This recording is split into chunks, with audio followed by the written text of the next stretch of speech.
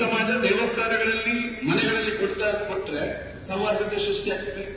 ಮುಸಲ್ಮಾನ ಸಮಾಜ ಮದರಸಗಳಲ್ಲಿ ಕೋಮು ಸೌಹಾರ್ದತೆಯನ್ನು, ಮನೆಗಳಲ್ಲಿ ಕೋಮು ಸೌಹಾರ್ದತೆಯ ಬಗ್ಗೆ ಜಾಗೃತಿಯನ್ನು ಮೂಡಿಸಿದ್ರೆ ಆ ಮಕ್ಕಳು ಕೋಮು ಸೌಹಾರ್ದತೆಯನ್ನು ಹೊಂದಿರತಕ್ಕಂಥ ವ್ಯಕ್ತಿಯಾಗಿ ಸಮಾಜದಲ್ಲಿ ನಿರ್ಮಾಣ ಆಗ್ತದೆ.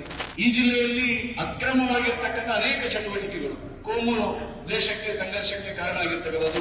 ಯಾವುದೇ ಒಂದು ಅಪರಾಧ ಪ್ರಕರಣದಲ್ಲಿ ಇಲ್ಲದಂತಹ ವ್ಯಕ್ತಿಯ ಮನೆಗೆ, ನಾ ಸೀತಾರಾಮ್ ಎನ್ನುವಂತ ರಾಷ್ಟ್ರೀಯ ಸ್ವಯಂ ಸೇವಕ ಸಂಘದ ಹಿರಿಯರ ಮನೆಗೆ ರಾತ್ರಿ 2 ಗಂಟೆಗೆ ಹೋಗಿ ಪೊಲೀಸ್ ಇಲಾಖೆ ಫೋಟೋ ತೆಗೆದ್ರೆ ಸಮಾಜ ನಮ್ಮ ಹತ್ರ ಕೇಳ್ತದೆ. ನೀವು ಇಲಾಖೆ ಮತ್ತು ಸರ್ಕಾರ ಇದನ್ನು ಅರ್ಥ ಮಾಡಿಕೊಳ್ಳುವುದರಲ್ಲಿ ವಿಫಲ ಆದ್ರೆ ಸಮಾಜವನ್ನು ನಾವು ಎದುರಿಸಬೇಕಾದಂತಹ ಪರಿಸ್ಥಿತಿ ನಿರ್ಮಾಣ ಆಗ್ತದೆ. ಆವಾಗ ಜನಪ್ರತಿನಿಧಿಗಳು ಇರಬಹುದು ಅಥವಾ ಸಂಘಟನೆ ಇರಬಹುದು, ನಾವು ಬೀದಿಗಿಳಿದಿರ್ತಕ್ಕಂಥ ಹೋರಾಟವನ್ನು ಮಾಡಬೇಕಾದಂತ ಅನಿವಾರ್ಯತೆ ಬರ್ತದೆ. ಒಂದು ವಿಚಾರ ನೆನಪಿಟ್ಕೊಳ್ಬೇಕು, ನಾವು ಯಾವತ್ತೂ ಹೇಳ್ತೇವೆ ಬುದ್ಧಿವಂತರ ಜಿಲ್ಲೆ, ಬುದ್ಧಿವಂತರ ಜಿಲ್ಲೆ, ಬುದ್ಧಿವಂತರ ಜಿಲ್ಲೆ ದಕ್ಷಿಣ ಕನ್ನಡ, ಮಂಗಳೂರು ಅಂತೇಳಿ. ಅಷ್ಟೇ ನಾನು ಒಂದು ವಿಷಯ ಹೇಳ್ತೇನೆ, ಯಾವುದೇ ಕೋಮು ಭಾವನೆ ಪ್ರಚೋದನೆಗೊಳಗಾಗಿ ಯಾರೂ ಇಲ್ಲಿ ಅಪರಾಧಗಳನ್ನು ಮಾಡುವುದಿಲ್ಲ. ಯಾವುದೇ ರೀತಿಯಾಗಿರ್ತಕ್ಕಂಥ ಪ್ರೀ ಪ್ಲಾನ್ಗಳಿರ್ಬೋದು ಅಥವಾ ಯಾವುದೇ ಒಂದು ಒಬ್ಬರ ಭಾಷಣದಿಂದಾಗಿ ಇಲ್ಲಿ ಕೋಮು ಸಂಘರ್ಷಗಳು ಸಂಭವಿಸುವಂತ ಉದಾಹರಣೆಗಳಿಲ್ಲ. ಇತಿಹಾಸವನ್ನು ನಮ್ಮ ಇಲಾಖೆಯವರಿದ್ದಾರೆ, ಹೋಮ್ ಮಿನಿಸ್ಟರ್ ಸಮರ್ಥರಿದ್ದಾರೆ, ಇತಿಹಾಸವನ್ನು ತೆಗೆದುಕೊಂಡು ನೋಡಿ. ಈ ಜಿಲ್ಲೆಯ ಶಾಂತಿಯನ್ನು ಉಳಿಸುವಂತ ನಿಟ್ಟಿನಲ್ಲಿ ಸರ್ಕಾರ ಮತ್ತು ಇಲಾಖೆ, ಅದರ ಜೊತೆಗೆ ಈ ಜಿಲ್ಲೆಯ ಜನಪ್ರತಿನಿಧಿಗಳು, ನಾನು ಗೃಹ ಸಚಿವರಿಗೆ ನಾನೊಂದು ವಿನಂತಿ ಮಾಡ್ತೇನೆ. ನೀವು ಈ ಜಿಲ್ಲೆಗೆ ಇದು 2-3ನೇ ಬಾರಿ ಬಂದಿದ್ದೀರಿ. ನೀವು ಬಂದ ತಕ್ಷಣ, ಕಳೆದ ಒಂದು ಇನ್ಸಿಡೆಂಟ್ ಆದಂತಹ ತಕ್ಷಣವೂ ನಮ್ಮ ಜನಪ್ರತಿನಿಧಿಗಳ ಅಭಿಪ್ರಾಯವನ್ನು ಸಹ ನೀವು ಪಡಿಬೇಕು. ಮುಂದಿನ ದಿನಗಳಲ್ಲಿ ಕೇವಲ ಜನಪ್ರತಿನಿಧಿಗಳ ಜೊತೆಗೂ ನೀವು ಒಂದು ಸಭೆಯನ್ನು ಮಾಡಬೇಕು. ಯಾಕಂತ ಹೇಳಿದ್ರೆ ಒಂದಷ್ಟು ವಾಸ್ತವ ಸತ್ಯಗಳನ್ನು ಎಲ್ಲರ ಎದುರಿಗೆ ಹೇಳದಾಗ್ಲಿ, ನಿಮ್ಮ ಎದುರಿಗೆ ವಾಸ್ತವ ಸತ್ಯಗಳನ್ನು ಹೇಳತಕ್ಕಂಥ ವ್ಯವಸ್ಥೆಗಳು ಸಹ ನಮಗೆ ಸಹ ಅವಕಾಶಗಳು ಬೇಕು. ಹಿಂದೆ ಇರ್ತಕ್ಕಂಥ ಕಮಿಷನರ್ ಇರ್ಬೋದು, ಹಿಂದೆ ಇರ್ತಕ್ಕಂಥ SP ಇರ್ಬೋದು, ಇಲಾಖೆ ಒಂದೇ, ಸರ್ಕಾರ ಒಂದೇ. ಯಾಕೆ ನಾವು ಈ ರೀತಿಯ ಘಟನೆಗಳಾದಾಗ ಸರ್ಕಾರದ ಅಧಿಕಾರಿಗಳನ್ನು ಬದಲಾವಣೆ ಮಾಡತಕ್ಕಂಥ ಪ್ರವೃತ್ತಿ ಇದನ್ನು ಬಿಡಬೇಕು. ನಾವು ಶಿಕ್ಷಣವನ್ನು ಹಿಂದೂ ಸಮಾಜ ದೇವಸ್ಥಾನಗಳಲ್ಲಿ ಮನೆಗಳಲ್ಲಿ ಕೊಟ್ಟರೆ ಸೌಹಾರ್ದತೆ ಸೃಷ್ಟಿಯಾಗ್ತದೆ. ಮುಸಲ್ಮಾನ ಸಮಾಜ ಮದರಸಗಳಲ್ಲಿ ಕೋಮು ಸೌಹಾರ್ದತೆಯನ್ನು, ಮನೆಗಳಲ್ಲಿ ಕೋಮು ಸೌಹಾರ್ದತೆಯ ಬಗ್ಗೆ ಜಾಗೃತಿಯನ್ನು ಮೂಡಿಸಿದ್ರೆ ಆ ಮಕ್ಕಳು ಕೋಮು ಸೌಹಾರ್ದತೆಯನ್ನು ಹೊಂದಿರತಕ್ಕಂಥ ವ್ಯಕ್ತಿಯಾಗಿ ಸಮಾಜದಲ್ಲಿ ನಿರ್ಮಾಣ ಆಗ್ತದೆ. ಇದರ ಬಗ್ಗೆ ನಾವಿಲ್ಲಿ ಎಲ್ಲರೂ ಚಿಂತನೆ ಮಾಡಬೇಕು. ನಮ್ಮ ಮಕ್ಕಳಿಗೆ ನಾವು ಮನೆಗಳಲ್ಲಿ, ದೇವಸ್ಥಾನಗಳಲ್ಲಿ, ಮದರಸಗಳಲ್ಲಿ ಯಾವ ಶಿಕ್ಷಣ ಕೊಡ್ತಾ ಇದ್ದೇವೆ, ಅಥವಾ ಚರ್ಚ್ಗಳಲ್ಲಿ ಯಾವ ಶಿಕ್ಷಣ ಕೊಡ್ತಾ ಇದ್ದೇವೆ, ಇದನ್ನು ನಾವು ಮೊದಲು ಬೇಸಿಕ್ ಫೌಂಡೇಶನ್, ಈ ಶಿಕ್ಷಣದಲ್ಲಿ ನಾವು ಬದಲಾವಣೆ ತರಲಿಕ್ಕೆ ಸಾಧ್ಯ ಇದೆಯಾ, ಇದನ್ನು ನಾವು ಎಲ್ಲರೂ ಅರ್ಥಕೊಂಡ್ರೆ ಕೋಮು ಸೌಹಾರ್ದತೆಯನ್ನು ಈ ಜಿಲ್ಲೆಯಲ್ಲಿ ಕಾಪಾಡಲಿಕ್ಕೆ ಸಾಧ್ಯ ಇರ್ತದೆ. ಈ ಜಿಲ್ಲೆಯಲ್ಲಿ ಯಾವಾಗ ಕೋಮು ಭಾವನೆಗಳು ಪ್ರಚೋದನೆ ಆಗಿದೆ ಅಂತ ಹೇಳಿದ್ರೆ, ಈ ಜಿಲ್ಲೆಯ ಬಹುಸಂಖ್ಯಾತ ಹಿಂದೂ ಸಮಾಜ ಆರಾಧನೆ ಮಾಡಿಕೊಂಡು ಬರತಕ್ಕಂಥ ಗೋ ಹತ್ಯೆಗಳು ಮತ್ತು ಗೋಕಳ್ಳ ಸಾಗಾಣಿಕೆಗಳು ನಡೆದಂತಹ ಸಂದರ್ಭದಲ್ಲಿ ಕೋಮು ಸಂಘರ್ಷಗಳು ನಡೆದಿದೆ.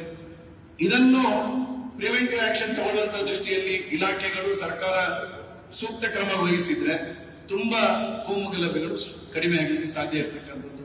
ಈ ಜಿಲ್ಲೆಯ ಹಿಂದೂ ಸಮಾಜದ ತರುಣಿಯರು ಲವ್ನ ಹೆಸರಿನಲ್ಲಿ ಇವತ್ತು ಅನ್ಯಮತೀಯರು ಲವ್ನ ಹೆಸರಿನಲ್ಲಿ ಅವರ ಕೌಟುಂಬಿಕ ವಿಚಾರಕ್ಕೆ ಕೈ ಹಾಕಿದಾಗ ಇವತ್ತು ಕೋಮು ಸಂಘರ್ಷಗಳು ಈ ಜಿಲ್ಲೆಯಲ್ಲಿ ನಡೆದಿರ್ತಕ್ಕಂಥದ್ದು.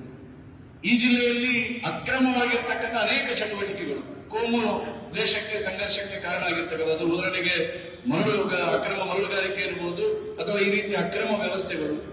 ಅದರ ಜೊತೆಗೆ ಈ ಜಿಲ್ಲೆಯಲ್ಲಿ ವ್ಯಾಪಕವಾಗಿರ್ತಕ್ಕಂಥದ್ದು ಮಾಫಿಯಾಗಳು, ಅದು ಡ್ರಗ್ಸ್ ಇರಬಹುದು, ಅಫೀಮ್ ಇರಬಹುದು, ಈ ರೀತಿಯ ಮಾದಕ ವಸ್ತುಗಳ ನಿಯಂತ್ರಣಗಳನ್ನು ಮಾಡುವಂತಹ ದೃಷ್ಟಿಯಲ್ಲಿ ನಾವು ಬೇಸಿಕ್ ಆಗಿ ಸರ್ಕಾರ ಮತ್ತು ಇಲಾಖೆ ಯೋಚನೆ ಮಾಡಿದ್ರೆ ಪ್ರಾಯಶಃ ಈ ಜಿಲ್ಲೆಯಲ್ಲಿ ಶಾಂತಿ ನೆಲೆಸಲಿಕ್ಕೆ ಸಾಧ್ಯ ಇದೆ ಅನ್ನುವಂಥದ್ದು ಇದು ನಂದೊಂದು ಅಭಿಪ್ರಾಯ.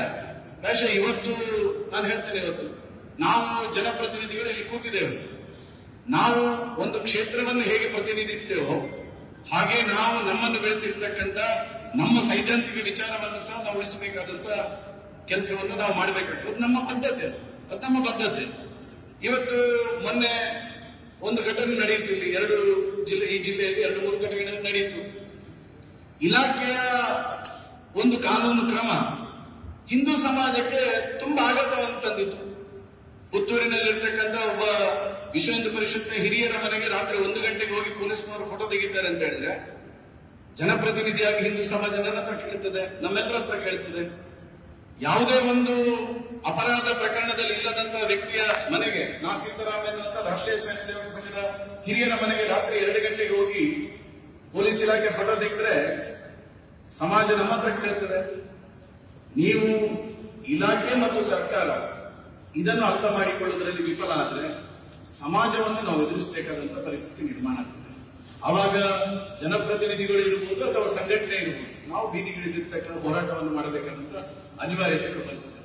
ಇವತ್ತು ಎಲ್ಲರ ಬಾಯಲ್ಲಿ ನಾನು ಕೇಳ್ಕೊಂಡೆ, ಕೋಮು ಭಾವನೆಯನ್ನು ಪ್ರಚೋದಿಸತಕ್ಕಂಥ ಭಾಷಣಗಳು ನಡೆದ ಕಾರಣಕ್ಕೋಸ್ಕರ ಇವತ್ತು ಈ ಜಿಲ್ಲೆಯಲ್ಲಿ ಕೋಮು ಸಂಘರ್ಷ ನಡೀತಾ ಇದೆ ಅಂತ ಹೇಳಿ ಒಂದು ವಿಚಾರ ನೆನಪಿಟ್ಕೊಳ್ಬೇಕು. ನಾವು ಯಾವತ್ತೂ ಹೇಳ್ತೇವೆ ಬುದ್ಧಿವಂತರ ಜಿಲ್ಲೆ, ಬುದ್ಧಿವಂತರ ಜಿಲ್ಲೆ, ಬುದ್ಧಿವಂತರ ಜಿಲ್ಲೆ ದಕ್ಷಿಣ ಕನ್ನಡ, ಮಂಗಳೂರು ಅಂತೇಳಿ.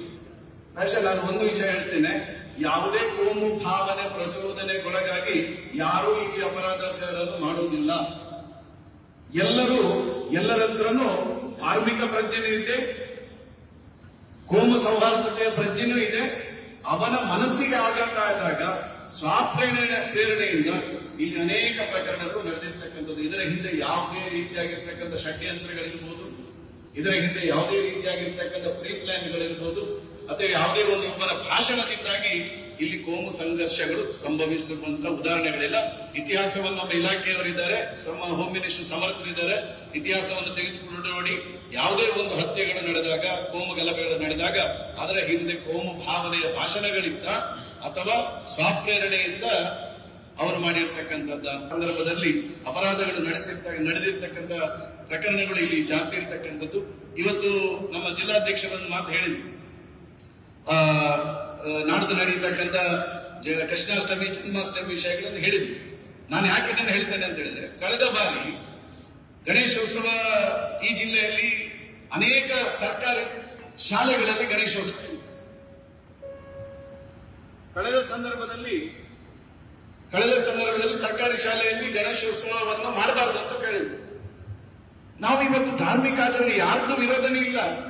ಅನೇಕ ವರ್ಷಗಳಿಂದ ಶಾಲೆಗಳಲ್ಲಿ ಗಣೇಶೋತ್ಸವ ನಡೀತಿದೆ.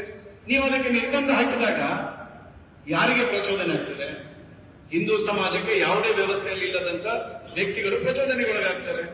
ಸರ್ಕಾರದ ನಿಯಮ ಈ ಕಾನೂನನ್ನು ಅಳವಡಿಸಿದಾಗ ಈ ವರ್ಷ ಈಗ ಮತ್ತೆ 11:30 ಒಳಗಡೆ ನೀವು ಧಾರ್ಮಿಕ ಆಚರಣೆಗಳನ್ನು ನಿಲ್ಲಿಸಬೇಕೆನ್ನುವಂತ ಒಂದು ಕಾನೂನು ರೂಪಿಸಿದ್ರೆ, ಇಷ್ಟು ವರ್ಷ ನಮ್ಮಲ್ಲಿ ಅದಕ್ಕೆ ಯಾವುದೇ ಸಮಯದ ಮಿತಿ ಇಲ್ಲದೆ ಬರುವ 1 ದಿನದ ಗಣೇಶೋತ್ಸವನ, 2 ದಿವಸದ ಗಣೇಶೋತ್ಸವನ, 5 ದಿವಸ ಗಣೇಶ ಮಾಡ್ತಾ ಇದ್ರು. ಇವತ್ತಿಗೆ ಅದಕ್ಕೆ ಮಿತಿಯನ್ನು ಹಾಕ್ತಕ್ಕಂಥ ಕೆಲಸ ಮಾಡಿದಾಗ ಧಾರ್ಮಿಕ ಭಾವನೆಗಳು ಇಲ್ಲಿ ಕೆರಳತಕ್ಕಂಥ ವ್ಯವಸ್ಥೆಗಳಾಗ್ತದೆ. ನಾನು ಈ ಸಂದರ್ಭದಲ್ಲಿ ಹೇಳ್ತಕ್ಕಂಥದ್ದು ಇಷ್ಟೇ, ಈ ಜಿಲ್ಲೆಯ ಶಾಂತಿಯನ್ನು ಉಳಿಸುವಂತ ನಿಟ್ಟಿನಲ್ಲಿ ಸರ್ಕಾರ ಮತ್ತು ಇಲಾಖೆ, ಅದರ ಜೊತೆಗೆ ಈ ಜಿಲ್ಲೆಯ ಜನಪ್ರತಿನಿಧಿಗಳು, ನಾನು ಗೃಹ ಸಚಿವರಿಗೆ ನಾನೊಂದು ವಿನಂತಿ ಮಾಡ್ತೇನೆ. ನೀವು ಈ ಜಿಲ್ಲೆಗೆ ಇದು 2-3ನೇ ಬಾರಿ ಬಂದಿದ್ದೀರಿ. ನೀವು ಬಂದ ತಕ್ಷಣ, ಕಳೆದ ಒಂದು ಇನ್ಸಿಡೆಂಟ್ ಆದಂತಹ ತಕ್ಷಣವೂ ನಮ್ಮ ಜನಪ್ರತಿನಿಧಿಗಳ ಅಭಿಪ್ರಾಯವನ್ನು ಸಹ ನೀವು ಪಡಿಬೇಕು. ಮುಂದಿನ ದಿನಗಳಲ್ಲಿ ಕೇವಲ ಜನಪ್ರತಿನಿಧಿಗಳ ಜೊತೆಗೂ ನೀವು ಒಂದು ಸಭೆಯನ್ನು ಮಾಡಬೇಕು. ಯಾಕಂತ ಹೇಳಿದ್ರೆ ಒಂದಷ್ಟು ವಾಸ್ತವ ಸತ್ಯಗಳನ್ನು ಎಲ್ಲರ ಎದುರಿಗೆ ಹೇಳದಾಗ್ಲಿ, ನಿಮ್ಮ ಎದುರಿಗೆ ವಾಸ್ತವ ಸತ್ಯಗಳನ್ನು ಹೇಳತಕ್ಕಂಥ ವ್ಯವಸ್ಥೆಗಳು ಸಹ ನಮಗೆ ಸಹ ಅವಕಾಶಗಳು ಬೇಕು. ಈ ವ್ಯವಸ್ಥೆಯನ್ನು ನೀವು ಈ ಜಿಲ್ಲೆಯ ದೃಷ್ಟಿಯಿಂದ ಯೋಚನೆ ಮಾಡಬೇಕು.